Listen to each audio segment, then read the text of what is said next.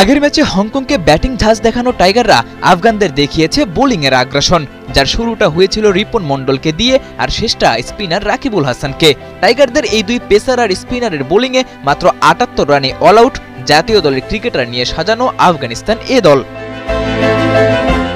ইনিংসের তৃতীয় বল থেকে শুরু হয় রিপন মন্ডলের উইকেট তোলার মিশন।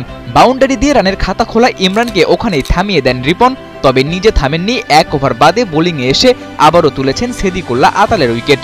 ২ উইকেট হারিয়ে ধুঁকতে থাকা আফগানদের আরও বিপদে ফেলেন নুরুল রহমান। রিপন মন্ডলের পেস যে বুঝে ওঠার সাধ্যই ছিল না ওর।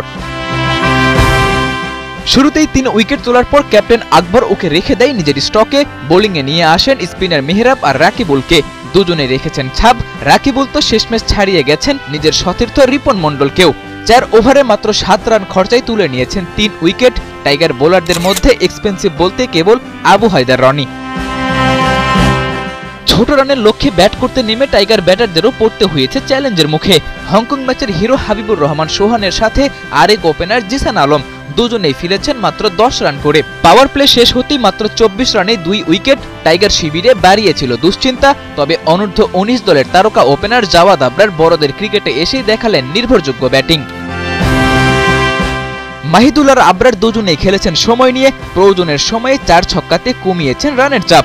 দুর্দান্ত এই ব্যাটিং শৈলীতেই রাইজিং স্টার্স এশিয়া কাপে আফগানিস্তান এ দলের বিপক্ষে বাংলাদেশের জয় ৮ উইকেটের।